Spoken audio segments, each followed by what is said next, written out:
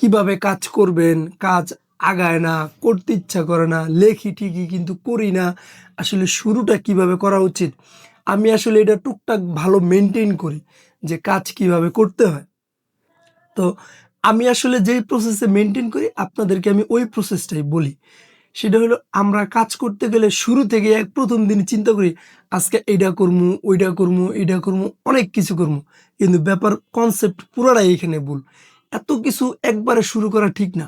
আপনি যখন কোনো কাজ শুরু করবেন, শুরুর দিকে কি করবেন? যে একদম সামান্য অল্প ২ টা কাজ করবেন।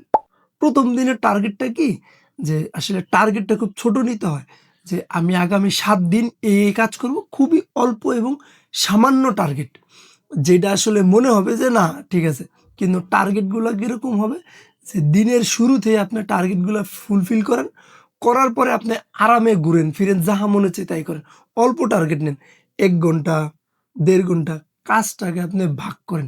সময়টাকে ভাগ করেন। যে আপনার কাছে দিনে কোন সময় ফ্রি আছেন, ওই সময়টা আগে ভাগ করেন।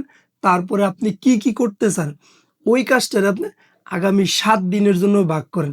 যে আমি ৭ দিনে এই কাজগুলো শেষ করবো।